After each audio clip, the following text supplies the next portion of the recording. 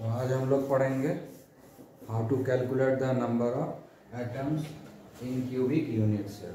हम लोग unit cell तो बहुत तरह का पढ़े है ना, 7 टाइप का यूनिट सेल पढ़े, 7 क्रिस्टल सिस्टम पढ़े है ना। तो 7 यूनिट सेल के बारे में पढ़े, उस 7 में से सिर्फ एक ही यूनिट सेल को अब आगे पढ़ता है, क्यूबिक यूनिट सेल। और क्यूबिक यूनिट सेल 3 तरह का होता है, ठीक है। प्रिमिटिव यूनिट सेल जिसको सिंपल क्यूबिक सेल भी बोलते हैं, सिंपल क्यूबिक सेल भी बोलते हैं, या प्रिमिटिव क्यूबिक यूनिट सेल बोलते हैं। दूसरा हो गया face centred cubic unit cell और body centred cubic unit cell. यही 3 पढ़ना है, ठीक है। तो हम लोग आज जो है सबसे पहले प्रिमिटिव क्यूबिक यूनिट सेल पढ़ेंगे, प्रिमिटिव क्यूबिक यूनिट सेल पढ़ेंगे। तो अगर हम देखेंगे इसमें तो क्यूबिक पढ़ना है तो क्यूबाइड का भी एग्जांपल लेकर के हो सकता है। जैसे कि ये है ना, तो इसमें 6 फेस है कि नहीं, 1 2 3 4 5 6 क्यूबॉइड है ना ये है। अब देखो कि इस तरह से अगर हम 4 मोबाइल ले लें, ये कॉर्नर का शेयरिंग जो होगा, ये वाला कॉर्नर, ऊपर वाला कॉर्नर, ठीक है। अगर 2 डायमेंशनल देखेंगे तो सिर्फ 4 ही में होगा डिवीजन, 1/4 होगा 1 में, ठीक है ना। यूनिट सेल तो एक यूनिट है ना, बेसिक यूनिट है। जैसे ये 1 है 2 है, एक मोबाइल हम यहाँ रखेंगे, एक मोबाइल यहाँ रखेंगे, जैसे रखें ना ये 2 मोबाइल, हाँ 2 मोबाइल इधर से भी रख सकते हैं, है ना, है। या हम लोग को कॉपी लाओ तो 4 कॉपी दो और 1 कॉपी, वही ठीक है, कड़ा है वो। 4 ठो निकाला। अब देखो ये जैसे आ जाओ इधर, अब जैसे ये हम पकड़े, ठीक है, फिर यहाँ पर भी रखेंगे, है ना। तो ये जो कॉर्नर है ये वाला ऐसे,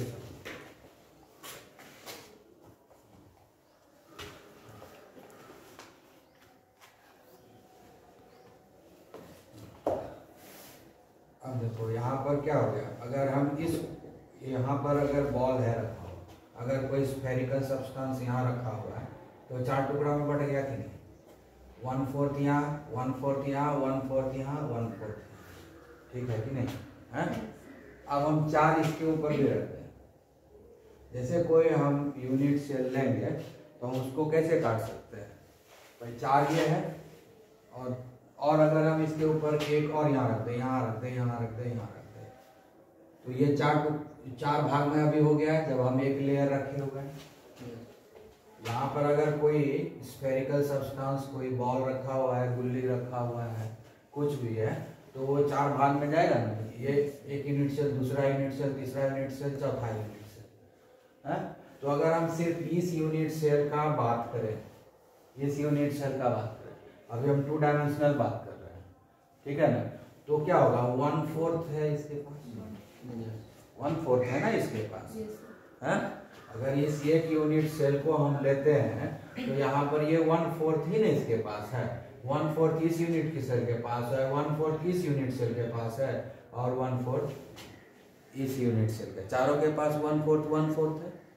अब इसके ऊपर एक कॉपी और रख दें, यहाँ पर, यहाँ पर, यहाँ पर, यहाँ पर, तो फिर 1/4 सब कट जाएगा कि नहीं। अब 8 कॉपी हो जाएगा।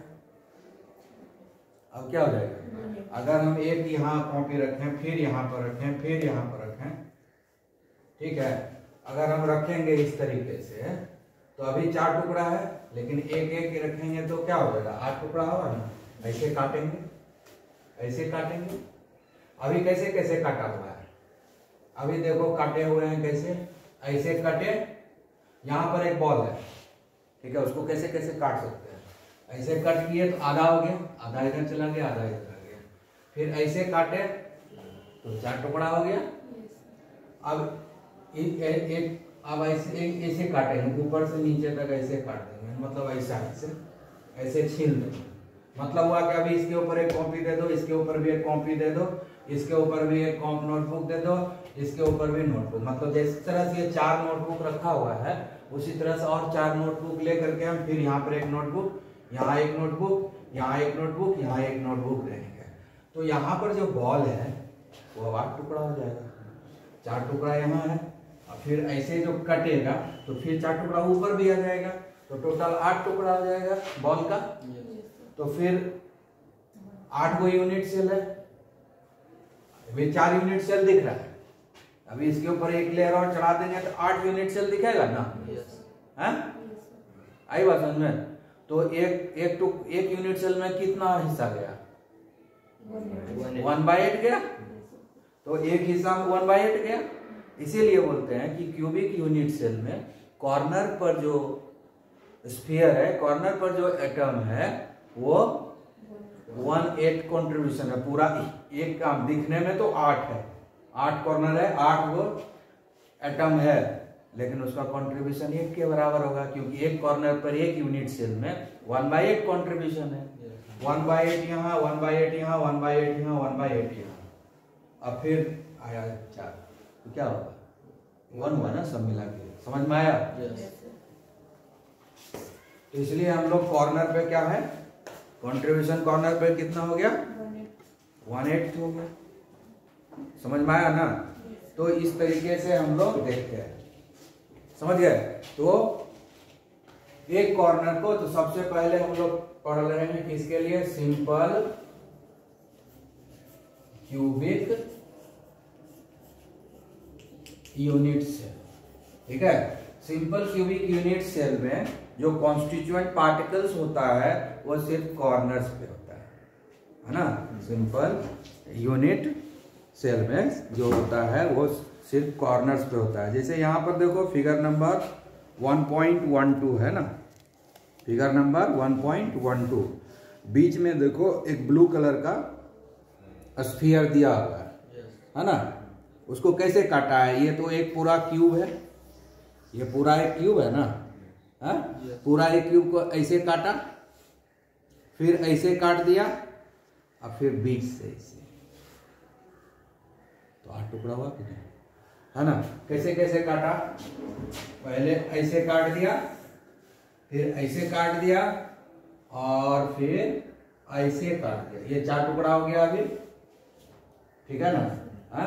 और फिर ऐसे काट देंगे ऊपर से नीचे, 4 टुकड़ा नीचे, 4 टुकड़ा ऊपर, 8 टुकड़ा होगा कि नहीं? तो जो यहाँ पर है वो 8 टुकड़ा में कट गया ना।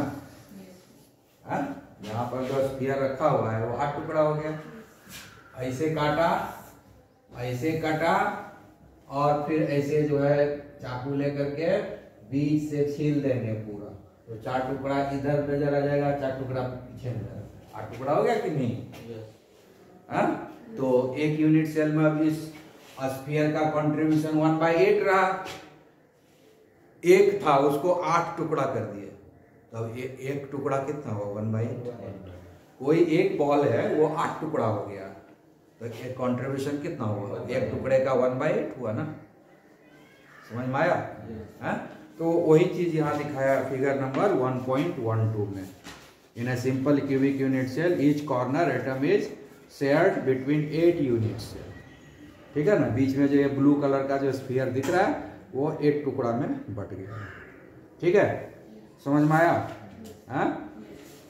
उसी को देखो यहाँ पर दिखाया है। उसके बाद नीचे में 3 डायग्राम दिया हुआ है, A, B, C, है ना। ए में जो है सारे कॉर्नर्स पे दिखाया हुआ है, सब कॉर्नर्स पे अलग अलग करके दिखाया हुआ है। सटा सटा दिखाएगा, समझ में नहीं आएगा। बी में देखो सटा दिया है, बी में ओरिजिनल जैसे सटा हुआ रहता है वैसे दिखाया है ना। 8 बॉल चिपका हुआ है।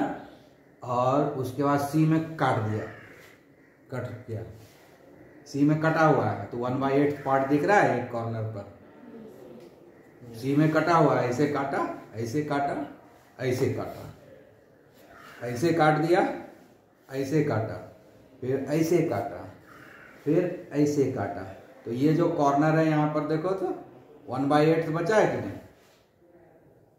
है कि नहीं? ऐसा ड्राइंग हम बना नहीं सकेंगे, इसलिए हम दिखा रहे हैं तुमको, ठीक है ना, क्योंकि हम कलाकार आदमी नहीं है, ठीक है। हाँ, इस डर से हम बायोलॉजी नहीं पढ़े क्योंकि हमको ड्राइंग नहीं आता है, ठीक है। पढ़ने का बहुत मन था लेकिन नहीं पढ़े, इसी कारण ड्राइंग ही नहीं कर पाते।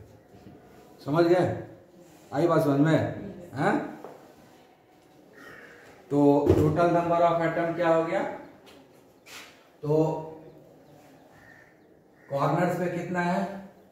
Number of atoms at corner कितना हो गया? 8, ठीक है। Number of atom at corner कितना हो गया? 8 हो गया। और contribution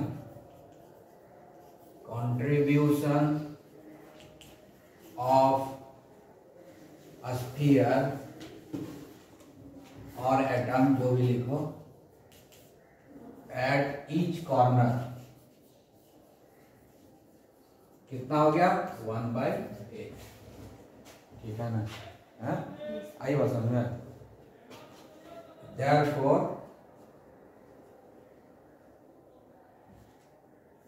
number of atoms in one unit cell, number of atoms in one unit cell। कौन सा यूनिट सेल का बात कर रहे हैं? सिंपल क्यूबिक यूनिट सेल, जिसमें सिर्फ कॉर्नर्स के ऊपर ही स्फीयर है, कॉर्नर्स के ऊपर ही एटम्स है, मॉलिक्यूल्स है या आयन्स है, जो भी चीज से बना हुआ है। क्लियर? तो एक का कंट्रीब्यूशन 1/8 है, कॉर्नर कितना है? 8, तो 8 से मल्टीप्लाई कर देंगे कितना होगा? 1। इसलिए सिंपल देखने में तो हमको 8 एटम दिख रहा है, देखने में 8 एटम है, लेकिन सब मिलाकर के 1 आता है ना। देखने के लिए हम बोलेंगे 8 कॉर्नर है और 8 कॉर्नर पर एक एक एटम है, लेकिन कंट्रीब्यूशन चूंकि उसका 1/8 ही है एक यूनिट सेल में, तो सब मिला करके 1/1 हो जाता है। देखने में 8 एटम लगता है, लेकिन उसका कंट्रीब्यूशन तो सिर्फ 1 के बराबर है, इसलिए number of atoms in simple cubic unit cell कितना हुआ? 1 हुआ। समझ में आ गया? क्लियर?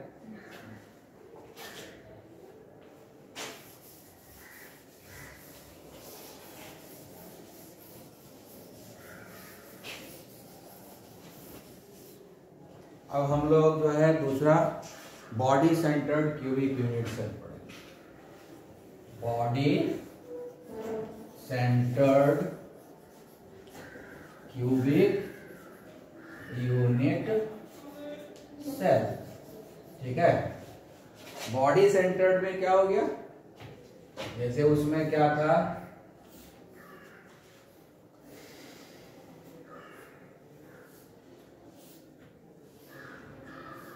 बताया था ना, सिंपल क्यूबिक में सिर्फ कॉर्नर्स पे था,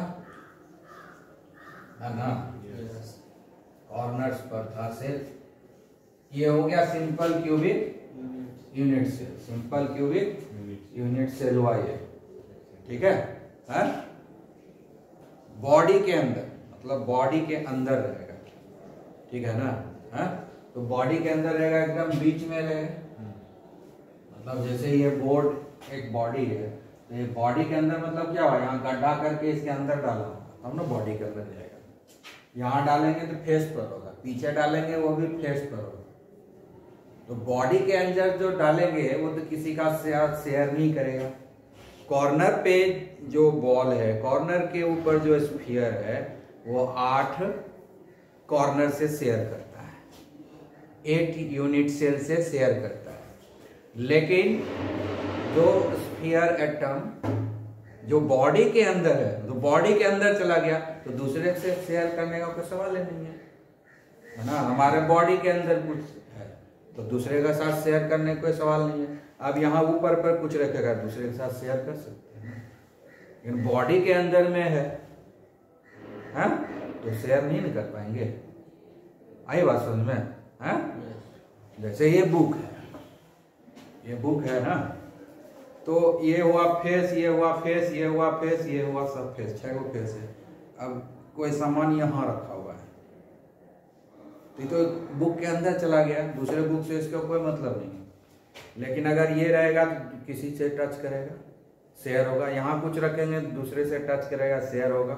यहाँ रखेंगे शेयर होगा, कॉर्नर पे रखेंगे शेयर होगा, एज पर रखेंगे शेयर होगा, एज पर रखेंगे शेयर, फेस पर रखेंगे शेयर होगा। लेकिन इस बॉडी के अंदर रखा हुआ, इसके अंदर यहाँ पर, तो किसके साथ शेयर किया? वो किसी के साथ नहीं, पूरा का पूरा इसी के पास रह गया, पूरा का पूरा इसी के पास रह गया, तो उसका कंट्रीब्यूशन 1 हो गया। ठीक है। तो body center cubic unit cell में एक रहेगा बॉडी के अंदर, यही है ना, बॉडी के अंदर एकदम बीच में। समझ गए? मतलब क्या हो गया, यहाँ से इसको मिलाओ, यहाँ से इसका डिस्टेंस, यहाँ से इसका डिस्टेंस, यहाँ से इसका डिस्टेंस, यहाँ से इसका, सबका डिस्टेंस सेम होगा। 8 कॉर्नर से उसका डिस्टेंस सेम होगा। ये जो बॉडी के अंदर जो ये है स्फीयर, इसका डिस्टेंस जो ये 8 कॉर्नर है क्यूब का, उससे सेम होगा। समझ गए? क्लियर? हाँ? तो अब यहां पर क्या होगा, number of atom at corner कितना है? 8। Number of atom inside the body, ठीक है, कितना है? 1। ठीक है। अब वह कंट्रीब्यूशन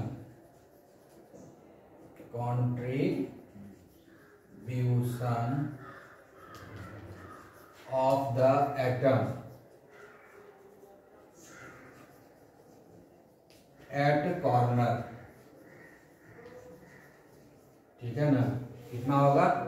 1/8 होता है एक का, है ना, contribution of the atom at the corner 1/8 है। तो total contribution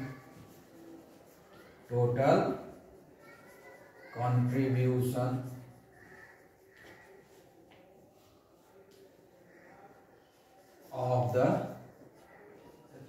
atom at corner, at all corner, है ना, तो हो जाएगा 1/8 इंटू 8, कितना हो गया? 1, है ना। इसमें number of atoms inside the body भी है ना। कंट्रीब्यूशन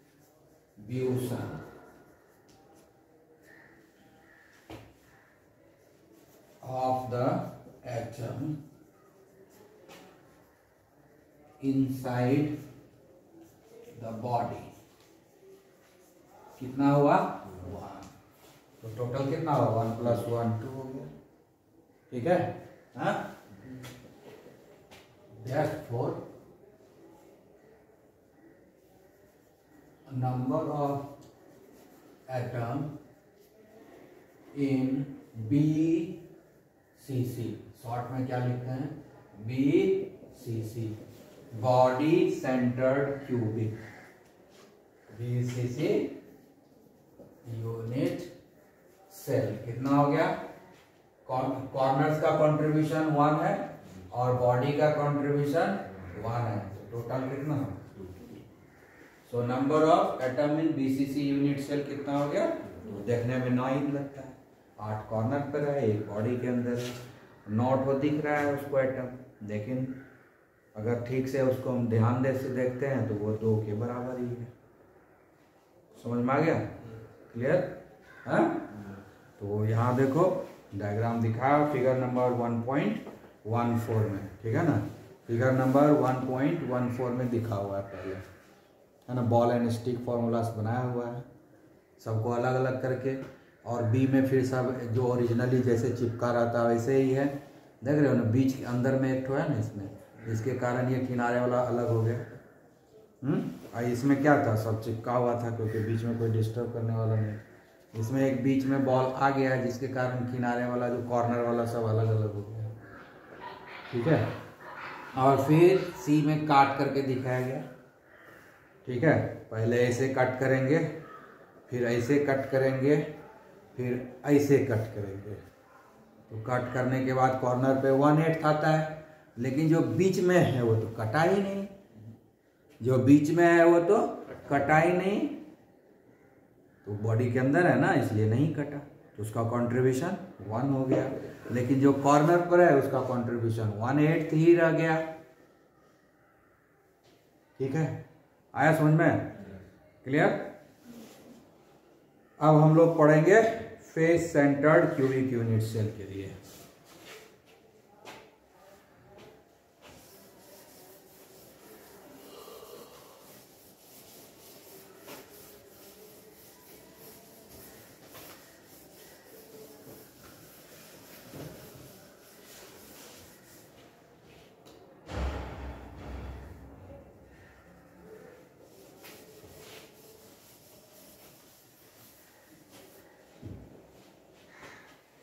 ये जो है फेस पर रहेगा तो हाफ हाफ हो जाएगा, है ना। कॉर्नर्स पे तो हम समझ चुके हैं कि इस कॉर्नर पर 1/8 ही होता है उसका कंट्रीब्यूशन। लेकिन अगर कोई चीज फेस पर है ना, यही ना फेस है, यही ना फेस है, ये दोनों ऐसे है ना, अभी जुड़ा हुआ है ये दोनों। तो ऐसे जब काटेंगे ऐसे करके तो एक फेस इधर बनेगा कि नहीं काटने के बाद। यानी अगर जो बॉल यहाँ पर होगा, यहाँ पर जो बॉल होगा तो आधा इधर आ जाएगा, आधा इधर आ जाएगा। तो फेस के ऊपर जो बॉल है उसका कंट्रीब्यूशन कितना आ जाएगा? हाफ हो जाएगा, 2 ही पार्टनर कटेगा है। तो फेस पर जो भी है क्या होगा? 1/2 होगा उसका कंट्रीब्यूशन। तो 6 कितना फेस है क्यूबॉइड में? 6 है, तो टोटल कंट्रीब्यूशन कितना हो जाएगा? 3 हो जाएगा। ठीक है ना? हाँ,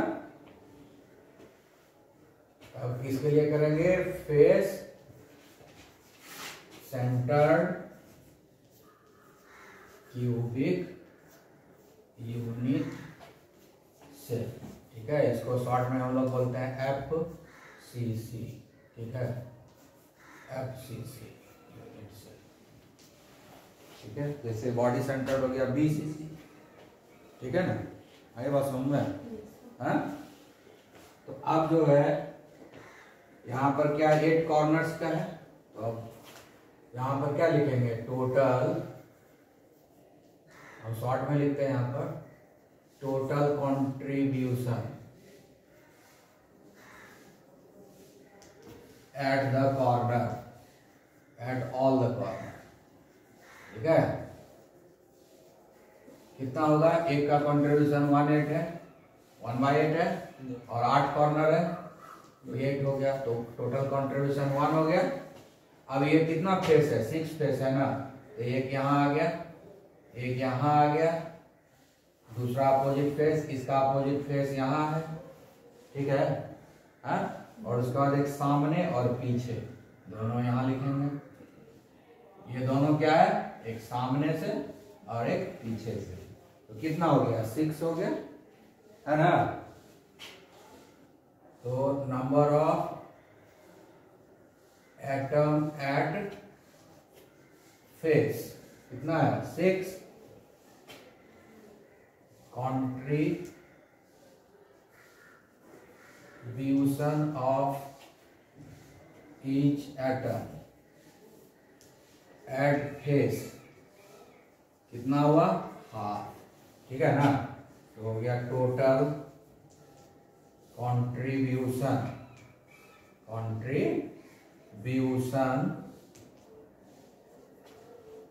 of atoms at face।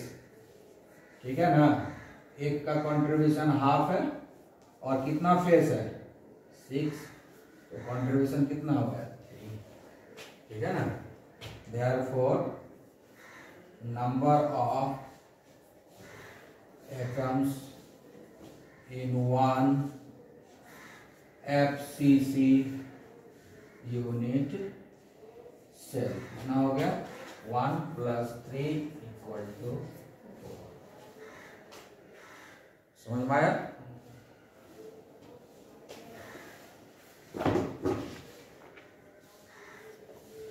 ठीक है, क्लियर?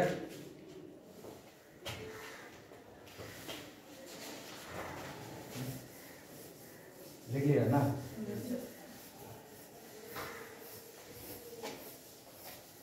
तो अब याद इसको जो है याद रखना है, निकालने के लिए भी आता है एग्जाम में, याद भी रखना है। समझ गए? तो number of atoms in simple cubic unit cell कितना हुआ? 1। Number of atoms in each body set BCC unit cell कितना हो गया? 2।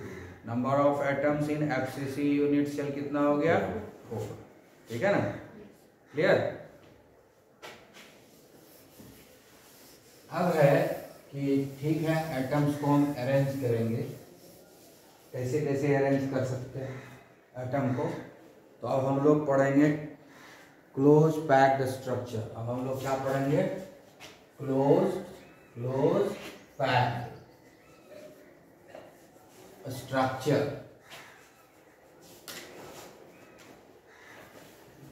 क्लोज पैक्ड स्ट्रक्चर ठीक पढ़ेंगे। तो हमको बहुत मतलब दुनिया में जितना आइटम है, मॉलिक्यूल्स है, सबको हम लोग स्फेरिकल मान के चलते हैं। हाँ?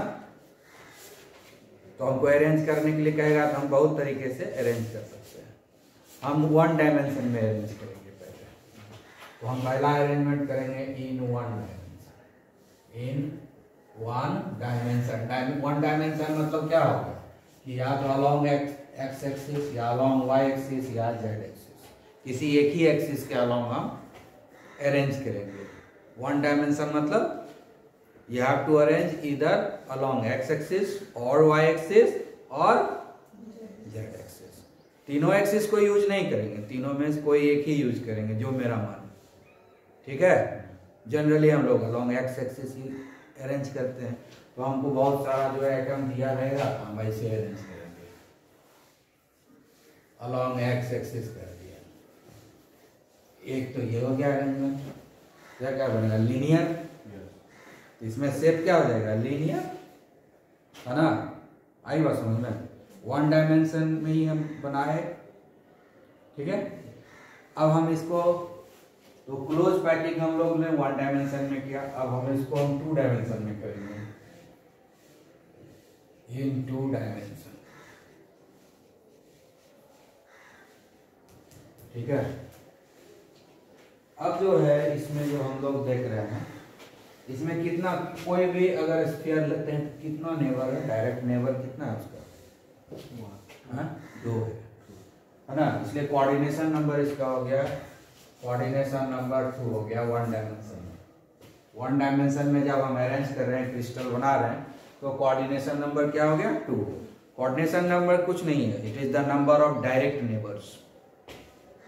It is the number of direct neighbour, मतलब जस्ट तुम्हारे सटा हुआ घर के बगल में जो घर सटा हुआ है। ठीक है ना? देखो इसका नेबर कितना है? ये और ये। इसका नेबर कौन है? ये और ये। इसका नेबर कौन है? ये और ये। 2 ही नेबर है, डायरेक्ट नेबर्स 2 ही है, इसलिए कोऑर्डिनेशन नंबर 2 हो गया। तो कोऑर्डिनेशन नंबर कुछ बहुत बड़ी बात नहीं है। It tells you the number of neighbours available directly attached with your boundary. ठीक है ना? तो यहाँ पर क्या होगा? एक स्फीयर जो डायरेक्टली कांटेक्ट में है 2 अलग स्फीयर, 2 स्फीयर से, इसलिए इसका कोऑर्डिनेशन नंबर 2 हो गया। ठीक है? ये तो हो गया 1 डायमेंशन में, कोऑर्डिनेशन नंबर 2 हो गया। लीनियर शेप हो गया इसका, इसमें और दूसरा कोई शेप बनेगा ही नहीं। लीनियर शेप बनेगा जब भी हम 1 डायमेंशन में अरेंज करेंगे तो क्या होगा? लीनियर शेप होगा। ऐसे ये हाइपोथेटिकल है, दुनिया में कोई है ही नहीं 1 डायमेंशन में।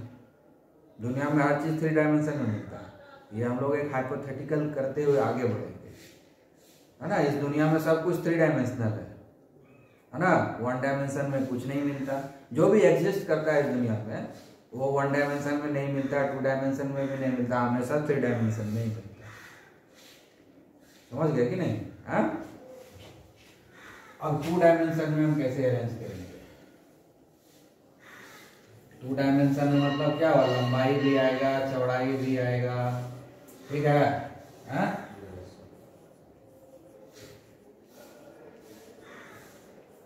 ये हो गया 2 डायमेंशन, ये लेंथ है तो ये ब्रेड्थ हो गया, ठीक है। आया समझ में? हाँ? अब देखो इसमें ये बीच वाला इसको देखते हैं कि डायरेक्ट कितने के कॉन्टेक्ट में, 1 2 3 4 के कॉन्टेक्ट में है ना। हाँ? आई बात समझ में? अब इस चारों को मिला दो, कैसा बना? स्क्वायर बन गया। स्क्वायर बना के ये चारों जिससे कि ये डायरेक्ट टच कर रहा है, चारों को मिला दिए तो क्या बन गया? स्क्वायर बन गया। इसलिए बोलते हैं स्क्वायर क्लोज पैकिंग। इसको क्या बोलेंगे? Square close packing, SCP, square close packing, SCP, ठीक है। स्क्वायर क्लोज पैकिंग, ठीक है ना। अब ये 2 डायमेंशन को हम एक दूसरे तरीके से भी अरेंज कर सकते हैं।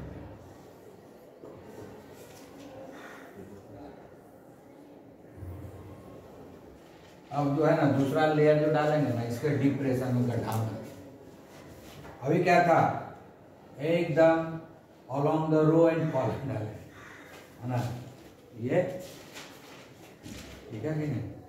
आया बात समझ में? रोज एंड कॉलम की तरह डाल दिए। अभी जैसे ये एक रो है, एक रो को रखे, फिर दूसरा रो को लाए तो उसके पैरेलल ही रखे हैं, तीसरा रो भी उसके पैरेलल, चौथा भी उसके, पांचवा सब उसके पैरेलल रख दिया। सब देखो पैरेलल है, कहीं भी जाओ सीधा आ रहा है। हाँ?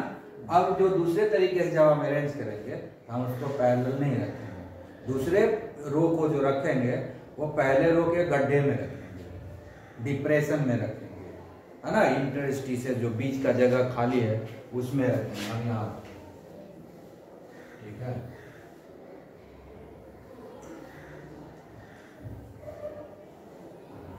ठीक है। अब रही बात, ये गड्ढा है, अब ये देखो तो ये है ना, यही ना मेरा सेंट्रल एटम है, हाँ? अब ये कितने से कांटेक्ट में? 1 2 3 4 5 6, हाँ? सबके सेंटर को मिला देंगे।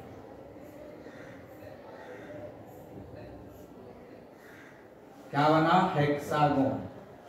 क्या बना?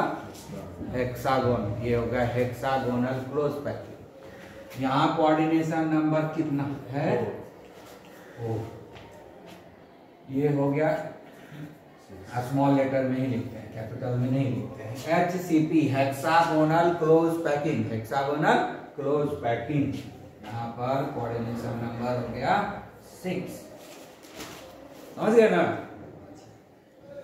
कोई भी चीज स्टेबल ज्यादा कब होता है? जब बीच में जगह खाली होता है, बीच में जगह खाली कम से कम, है ना, डेंसिटी बढ़े